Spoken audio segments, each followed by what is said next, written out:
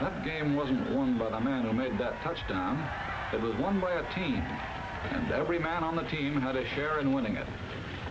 We're playing another kind of a game now, only this one isn't for fun.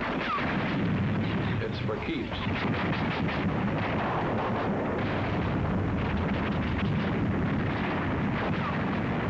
And this game won't be won by any single player either. It'll be won by a team called the United Nations. The ball will be carried by the men in the backfield. The tough little guy from China, Big Joe Russia, John Britton, and a guy called Yank, the 4 greatest backs in the world. So let's take a look at the men who carry the ball with us. Who are they? How do they live? What makes them tick? Let's start with the one that's toughest to understand, the one we know just enough about to confuse us, John Britton. Here's where he lives. A little island no larger than the state of Idaho. 500,000 people live in Idaho. 96 times that many live in Britain. The Nazis and the Japs scream about Lebensraum, living space. But there are more people on a square mile of Britain than a square mile of Germany or Italy or Japan. More congestion than practically any place on earth except the New York subway or a sardine can. And that's a clue that explains a lot about John Britton. We build front porches on our houses because we didn't want to miss the chance to see our neighbors. But John Britton hides himself in a little box and plants a hedge around that to make sure he doesn't. Living that close to neighbors, privacy is part of the pursuit of happiness. And in the sardine can called Britain, they learn to get on with their neighbors. They have to. He's too damn close. That's why they have so little crime in Britain. Believe it or not, even in wartime, the British cop does not carry a gun, nor does the professional crook. And in 1926, when the world heard of this stoppage of work in Britain, that industry, transportation, the whole life of the country had been paralyzed by a general strike, it was still more surprised next day to learn that the strikers were playing football with the cops. You can only understand that if you live in a sardine can. The second clue to this guy on our team. No part of Britain is more than 100 miles from the sea. Every day for hundreds of years, years of peace and years of war, John Britton has seen ships sail from his island to the 7 seas. That means that whenever John Britton wants to bust out of his sardine can, it's the sea that gets him. He's been busting out for hundreds of years, and that led to Australia, South Africa, New Zealand, Canada, and for that matter, the United States of America. How did John Britton get on our team? Remember 1938? The Yankees won the pennant. Wrong way, Corrigan. The last trains ran on the 6th Avenue L. Well, John Britton got excited about the same sort of things. The bet he had on the Derby, or, as he would say, the Derby. His job. His kids. Getting his exercise on his day off. Preston North End taking the football cup.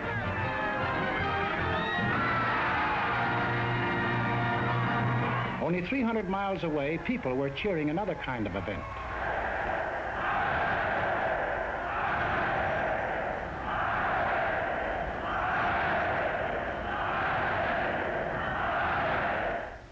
And in London and every other British city and town, they read about what was going on in Europe, and they got sore about it. But they were also pretty well determined to keep it none of their business. Then, this looked bad. The Czechs had a mutual assistance pact with France, and France had one with Britain. This might mean war, even though everyone was anxious to avoid it. They'd been through one war, perhaps been wounded. Hundreds of thousands of their brothers and friends had been killed. There was nothing beautiful to them about war, and they had no desire for another. In the last desperate effort to preserve peace, the Prime Minister today flew to Munich. All was well. Britain, France, Italy, and Germany were signing a pact at Munich, a pact in which the Germans agreed they had no further territorial claims to make. It was to be peace in our time. But it turned out to be a strange sort of peace. Hitler's first move was to break the pact he had signed. Wishful thinking was ended. Now they knew something had to be done about Germany. They approved the Conscription Act, the first peacetime conscription in British history, just as the Selective Service Act was the first in American history.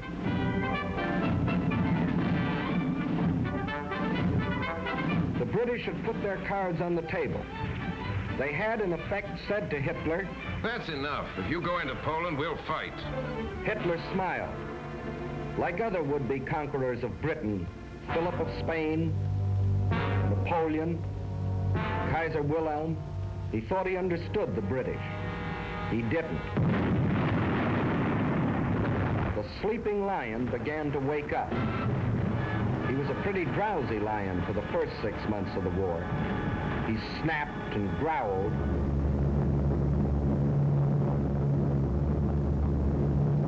But he dropped more leaflets than bombs.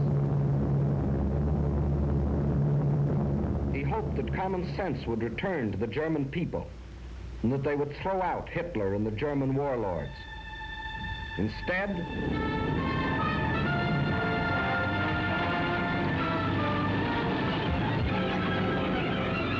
at dawn this morning, the German armies, without warning, invaded the neutral countries of Luxembourg, Holland, and Belgium. The King of the Belgians today surrendered his armies of more than 500,000 men. Marshal Pétain, as French chief of state, has asked for an armistice. The issue in France is ended. Britain was alone. Czechoslovakia occupied, Poland defeated, Denmark gone, Norway gone, Holland, Belgium, France gone. Only Britain now. Britain was alone. Hitler considered the war over. Everybody considered the war over except the British. At the 11th hour, the lion was finally aroused. We shall defend our island, whatever the cost may be. We shall fight on beaches, landing grounds, in fields, in streets, and on the hills. We shall never surrender.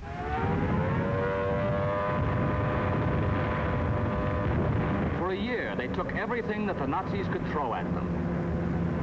For one solid year, from June 1940 to June of 1941, they were the only major power fighting the greatest war machine in the world.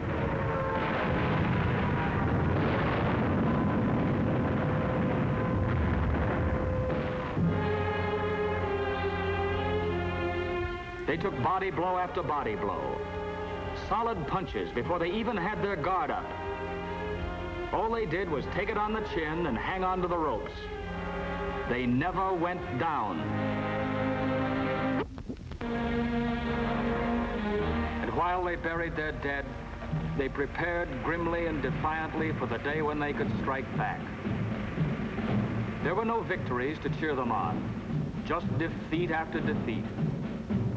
Some heroic, like the beaches of Dunkirk, or like the hills of Greece, where British soldiers landed to keep their pledge of honor to the Greek people. Landed knowing they were facing overwhelming odds. But some less glorious. Hong Kong, and Singapore, and Burma. But through all these long months, the British people were thinking and planning and working only for the day when they themselves could take the offensive. And that day came.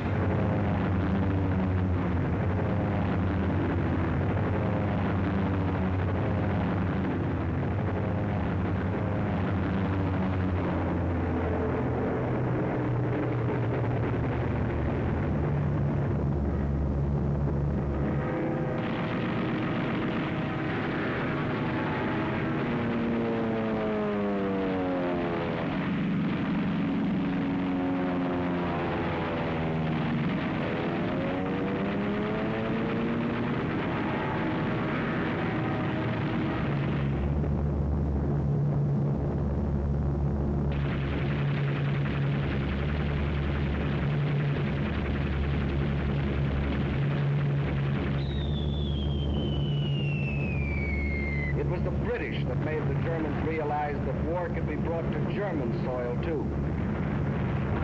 Day after day, night after night.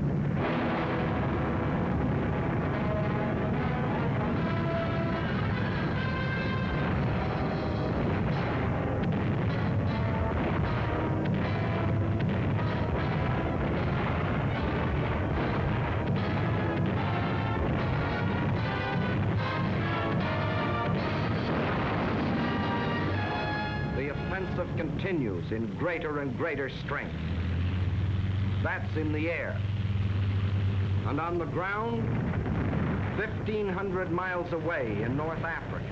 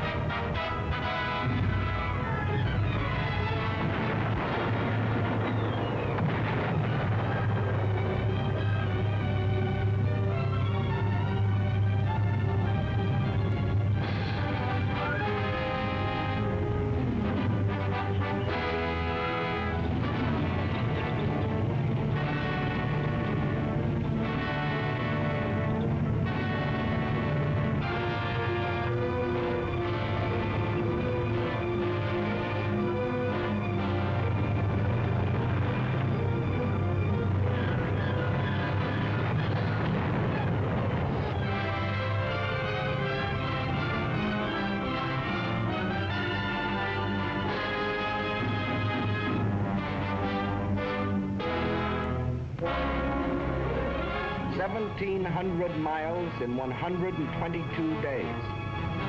1,700 miles of sand and wind and enemies. Once more, the people of Britain heard their church bells ring.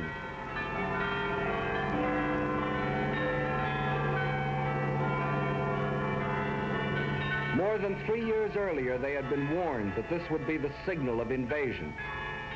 But long since the nightmare of the threat of invasion had passed. Now the bells rang out a song of thanksgiving, a song of victory.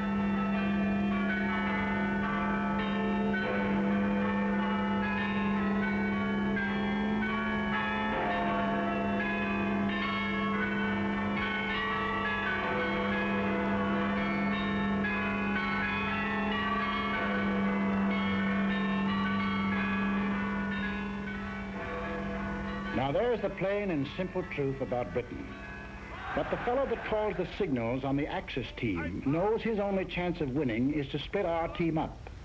So his team plays a game at which they've had a lot of practice. A game which has conquered half a dozen countries for them. A game called Divide and Conquer. Men like these tell the British we aren't taking the war seriously. They tell the Russians we are letting them down.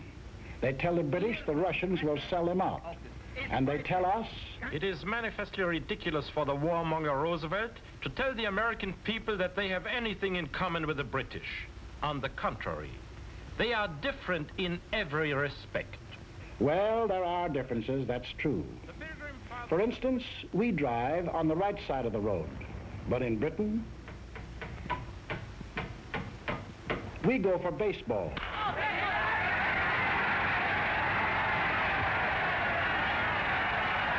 They have a little number called cricket.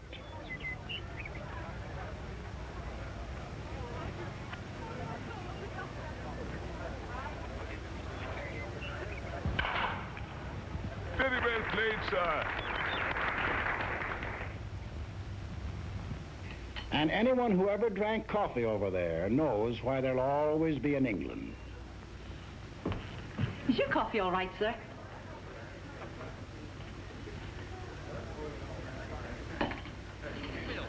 a glass of half and half. Have you heard about it, boys? Give us another glass of half and half. Blimey, you'd have thought it happened to poor old Bill. And another bloke here. So I went in to sup my dinner, but it's that and buckets and I was getting swarch. Lad, that's bad. And then Tchaikovsky's smaller pianoforte works are best. Are they kidding, Jack? Why the cockamamie sprinkling some schmaltz mixed with celery tonic? Why do they all mush so much with corn pone in their mouth? You all can't understand a word they say. Yes, there are differences. But there are a few things that Britain and America do have in common. And these are the important things of life. A little thing called a free representative government. We call it Congress. They call it Parliament.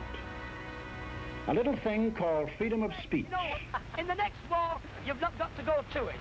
They'll bring the war to you. And the thing is, if you're taking it from me, go and live at the Dorchester, because the trenches are just outside. This meeting is called on the office of the American Workers' Party, an organization dedicated to organizing in the... ...has put George Washington. And in Parliament Square, the most sacred spot in the British Commonwealth of Nations, Abraham Lincoln. Of course, Hitler doesn't like this kind of talk. His job is to sell the British that we are a nation of money grubbers and gangsters. While in the next studio, he is selling us the idea that the British are gutless and dopes. The John Q. Public and John Britton are entirely different. These steel workers, Sheffield or Pittsburgh. These children, American or British, they live in lands which share the same hopes, the same ideals, and unlike the poor children of Germany, in lands where the truth is free.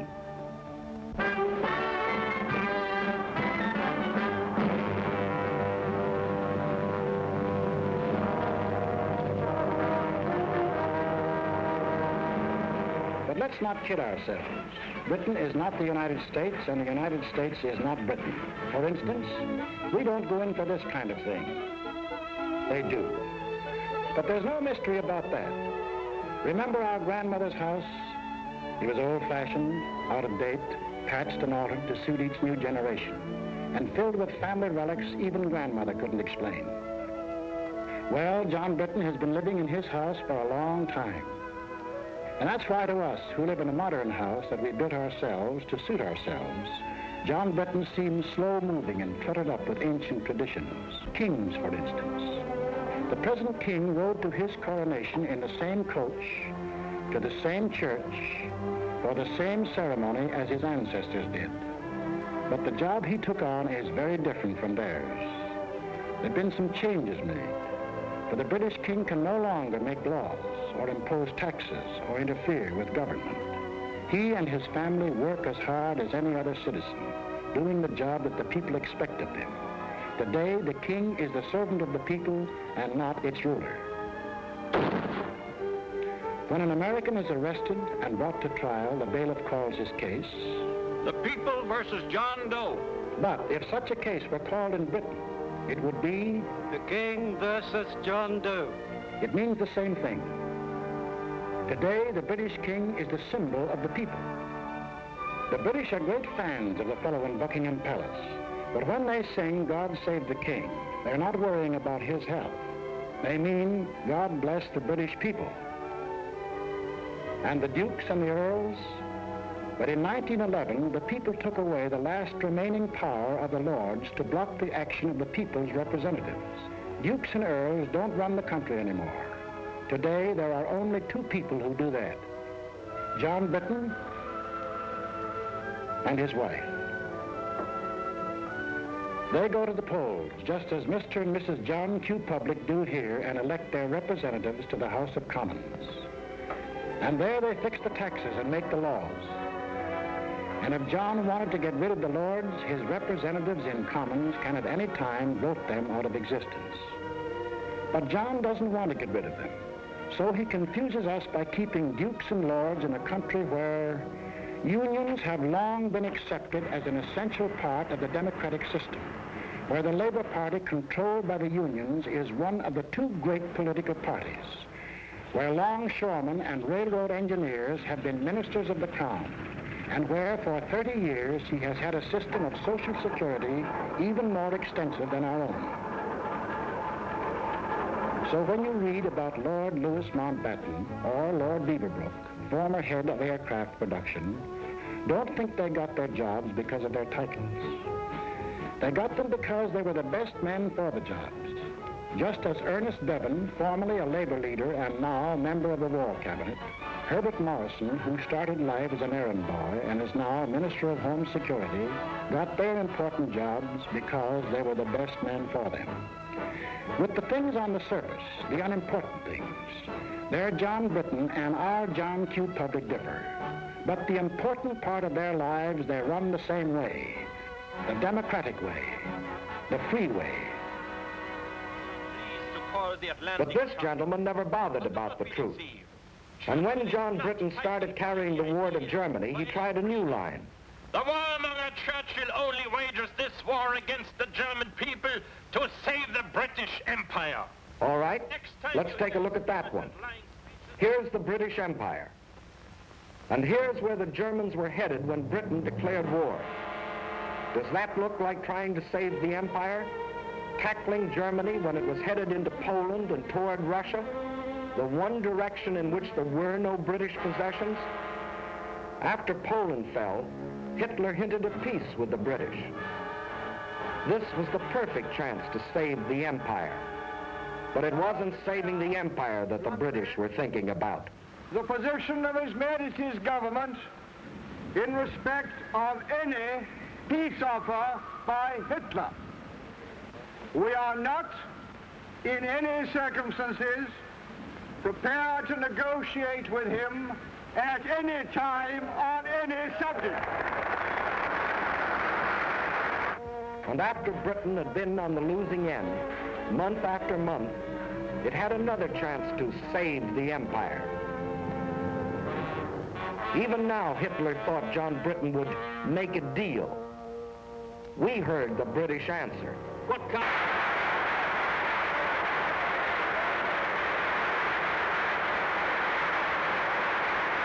And let's take a look at this British Empire. The freedom we fought for in 1776, Britain has since freely given to Canada, Australia, New Zealand, South Africa. These are independent nations with their own parliaments, their own laws, even their own money systems, their own tariffs, which often work to Britain's disadvantage, their own armies and navies. Britain couldn't even take them into war if she wanted to. That's a problem they settle for themselves. Each one of the British Commonwealth of Nations declared war on Germany of its own free will. Of course, no one ever talks about the British Empire today without mentioning India. And men of goodwill in Britain, as well as other countries, have been outspoken in their demands for Indian freedom.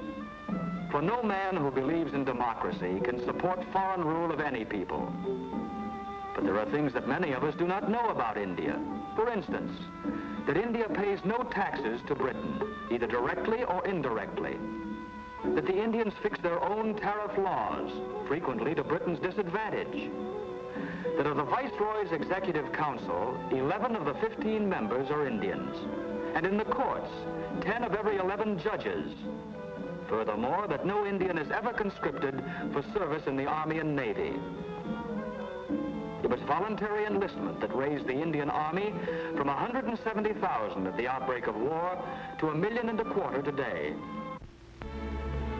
And on the subject of India, listen to the words of Field Marshal Jan Christian Smuts. He fought against the British 40 years ago, was defeated in his fight, and still became the leader of one of the British Commonwealths of Nations, Prime Minister of South Africa. India, if she will, can be free in the same way and by the same means as Canada, Australia, and New Zealand are today free sovereign states. Their peoples worked out a constitution for themselves. The same course is open to India, if the peoples of India will agree about the terms of a free constitution. Freedom isn't a thing that can be imposed from without. It can only be created from within. The Indians have a responsibility to reconcile the differences that exist in the vast Indian population, with its 100 different languages, its dozens of different religions. And on March the 11th, 1942, the British government placed itself on record and promised full self-government to India if India will work out a constitution that will satisfy its people after the war is over. But during this war, military leaders agree Allied troops are needed in India as an effective bloc by the democratic world to keep the Nazis and Japs from uniting. Further, India provides the bases for United Nations bombers to get at the Japs in Burma. In other parts of the empire, too, democracy stands on guard. If it wasn't for the British at Gibraltar, Malta, Cyprus, Suez, Alexandria, and they're hanging on to them regardless of the cost, and their drive across Libya to Tripoli, there would have been no American landing in North Africa.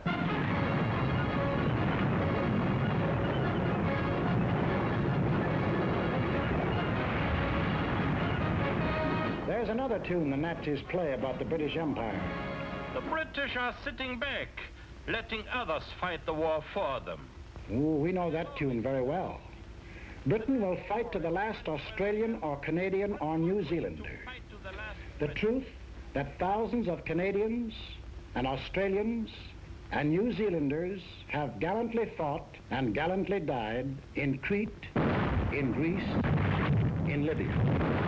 But there's something the Nazi mouthpiece leaves out, something pretty important. Out of every 10 inhabitants of the British Empire, 1 comes from Britain. But of the casualties suffered so far in this war, 7 out of 10 were born and raised in Britain. 1 of 10 in population, 7 of 10 in casualties.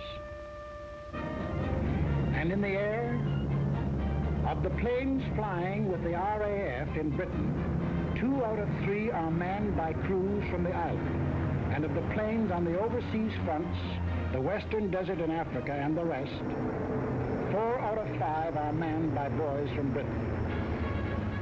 And then there's a little thing called the British Navy. From 1588, when it licked the Spanish Armada, to 1940, when we got moving on a 2-ocean navy, the greatest battle fleet in the world. That, too, is manned almost entirely by men of Britain, the little island in the Atlantic, an island of seafarers. And the British Merchant Navy, still the greatest merchant navy in the world, in spite of all that Hitler can do. Men from every British town and village in the stokeholds of 10,000 ships, on ice-coated decks, in grimy engine rooms, men who have been torpedoed twice, 3 times.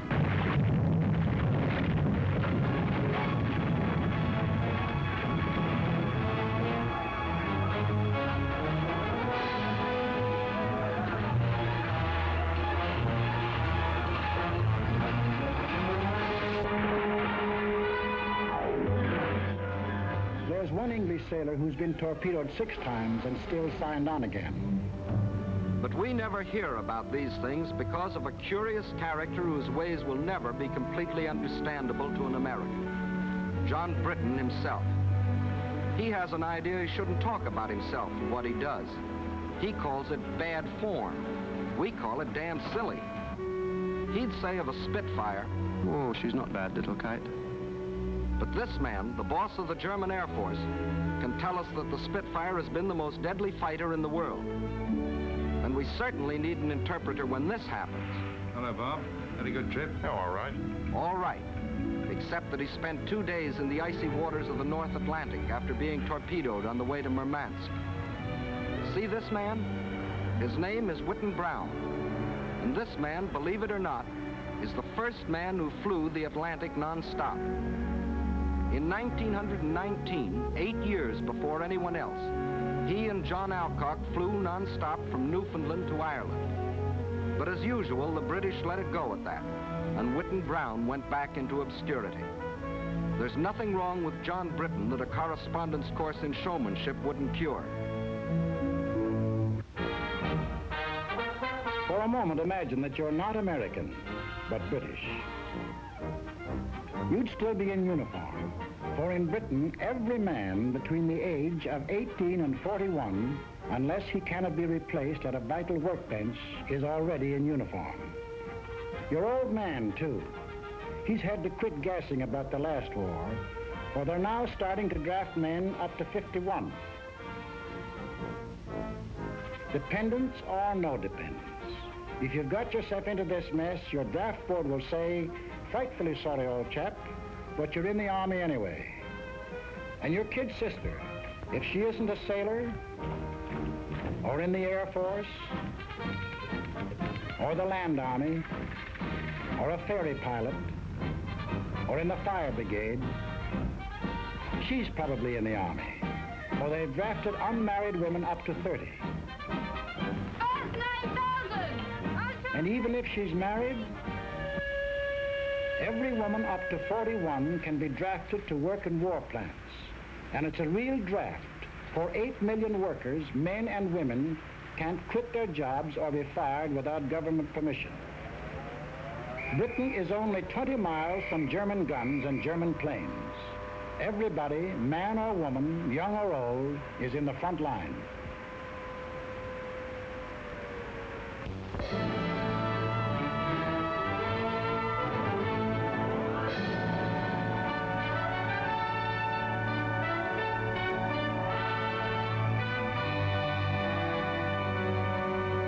Maybe this isn't your idea of Britain.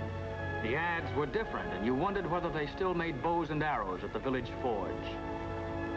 The ads kept quiet about industry, just as this one leaves out the aircraft plants and the oil fields. Well, they have the rich green fields you've read about, the quiet country lanes, but they also have the steel mills of Sheffield, the Pittsburgh of Britain. They have the picturesque little villages, the gently flowing streams, the lovely old castles. But they also have the shipyards of the River Clyde, not as modern as Henry Kaiser's, but still one of the greatest in the world. They have the old cathedrals, deathless reminders of a rich tradition. But they also have the great industrial cities of Birmingham, Glasgow, Manchester, Leeds. They seldom, if ever, saw an American tourist, but they made Britain, even in peacetime, one of the greatest industrial powers in the world. And in wartime, even as late as July 1942, this little island, no larger than the state of Idaho, was making more war goods than we were. Maybe you thought John Britain sat there and waited for us to send him planes and guns and tanks. Well, he's deeply grateful for what our Lend-Lease did for him. It saved his skin when he was in a tough spot. But today, Lend-Lease works in more ways than one. For today, John Britain himself furnishes planes and guns and tanks through the same Lend-Lease. To us, to Russia, and his other allies all over the world. In Britain alone, our forces have received, free from the British, 1.5 million tons of food, clothing, and munitions, and 2.5 million tons of other materials. There's another thing you ought to know about Britain. If your unit gets sent there, you probably won't be invited out for supper or for a drink. That's not because the British don't want to entertain you. They haven't anything to entertain you with. Britain is mobilized for war, total war. And that means an end to civilian supplies. If you were a Britisher, you wouldn't expect your girl to use lipstick. There isn't any, except what we bring over as bait.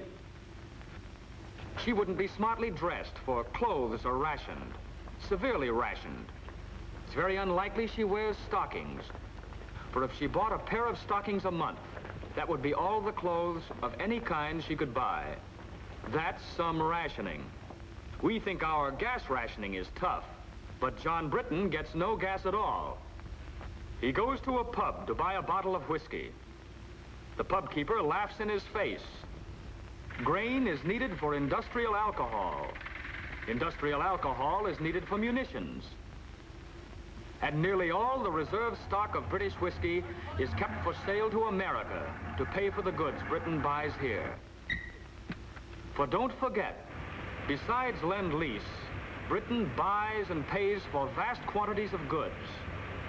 And it was the cash purchases that Britain made before we entered the war that gave our munitions industry its start and enabled us to build it up in record time.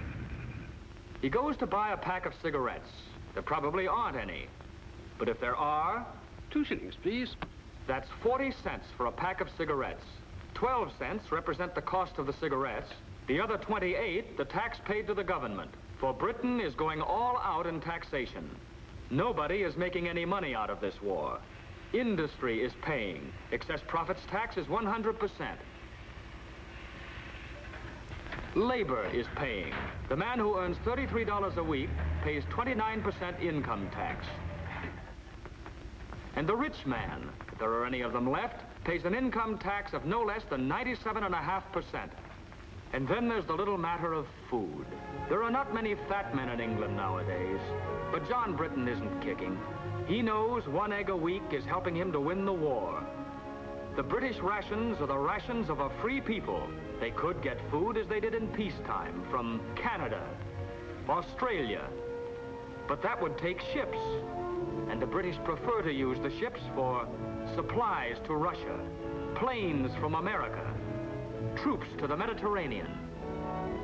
To win the war, every Britisher is on short rations, and has been on short rations for 2 years. Everybody except the children. They get 4 times the eggs that grown-ups do. They get all the oranges that arrive in Britain, and practically all of the extra milk. For John Britton is thinking of after the war, of the new world that his children and ours will inherit. A world where there will not only be freedom of speech and freedom of worship, but also freedom from want and freedom from fear. It is not given to us to peer into the mysteries of the future. Still I avow my hope and faith, sure and inviolate, that in the days to come, the British and American peoples will, for their own safety and for the good of all, work together in majesty, in justice, and in peace. This is what the British are fighting for. They are an old people, a stubborn people, and sometimes they have moved slowly. But in 3 years of blood and sweat and tears, John Britton has found his soul.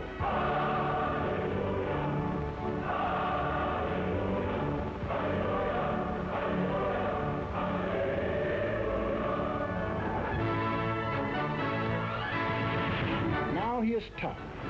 Now he is determined, and now he knows where he is marching, to victory and to a new world.